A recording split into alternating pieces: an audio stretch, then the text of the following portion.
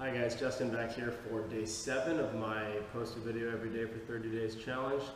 Today I'm going to talk about a little wrist mobility circuit that I use for myself. I use it for the kid gymnasts that I coach. I use it for a lot of my athletes both in mobility classes and to warm up and ready their wrists for some intense loading. I kind of developed this from a lot of different sources, but it's something I use before I do a lot of handstand or arm balance training, and it's really great for strengthening and readying your wrists for that kind of work. So first thing we're going to do is just start moving your wrists around. Okay, so you can link your fingers, just make the circles like this, make sure we go both directions. You can go really slow, trying to make the biggest circles you can. We can speed it up, go in both directions. Okay, next thing is I'm just going to grab really tightly onto this little void in my wrist, and you'll feel what it does is when I squeeze on that spot, it's actually pulling my hand away from my forearm a little bit. It's making a little bit of space in that wrist joint.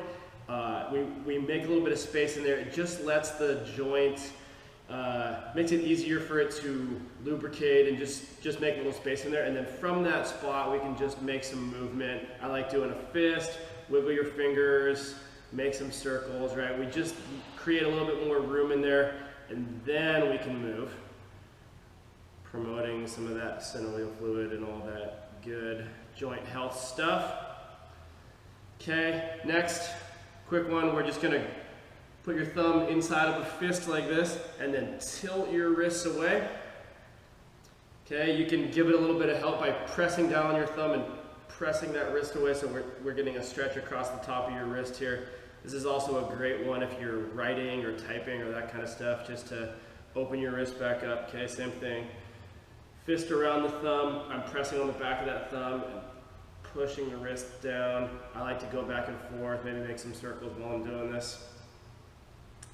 Okay, next thing, we're just gonna have hands flat on the ground, and I want you guys to have really active hands when you do this. So what that means is I'm actively pressing my palms into the ground, pressing the tips of all 5 fingers into the ground and not letting them tent up like this.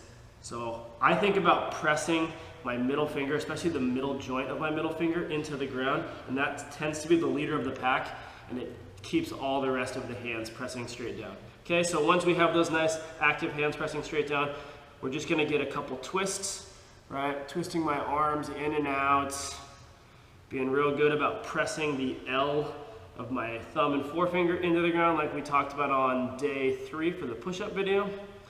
Okay, so just getting some twists. Now we can lean a little bit further forward, getting some twists from there. So I'm coming pretty far forward. Still arms are straight, but my shoulders are way out in front of my wrists.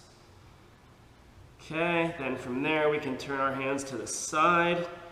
And what I'm gonna do is just rock back and forth. I have the same active hands, right? Pressing my fingers flat into the ground, coming back and forth over my wrists. And as I work into that, I can inch my hands in narrower and narrower. So I'm coming further and further out over my wrists. Okay, then we're all the way into where wrists touch. I like to get a couple circles from here. Go in both directions. You can spend as much time on any of this as you want. I'm just kind of quickly going through the whole circuit here. I usually spend about 15-20 minutes. And we'll go front to back here. Then you can shake them out, turn the hands all the way around. Okay, and then we're just gonna sit back on it. Again, active hands pressing those fingers into the ground. I like to get some U's, so I lean way to one side, come all the way around the back, and then forward, just going back and forth. Okay, get plenty of these, and we can sit straight back. Now this is where it's really important to have really active hands. We're gonna keep our fingers pressed into the ground and just let the palms lift. Okay, I'm still pressing my fingers flat into the ground, but the butt of my hand and my palms are off the ground. Okay, and then after that, very last one, we'll turn over onto the back of our hands here. Spread the fingers wide, still press now your fingernails into the ground, and then press that wrist joint into the ground too. Be careful on this one, don't put any more weight than is comfortable. You can do some damage if you load this up too heavy too fast, but then from here, get a couple more twists, twisting those arms in and out. Nice straight arms. I like to go back and forth on this a little bit. Maybe do a couple push-ups, right? I have my knees in pretty close. If you inch the knees back, you can weight that push-up a little bit more. And that's about it, right? We can move them around a little bit, do a little bit of that wrist decompression like we did before.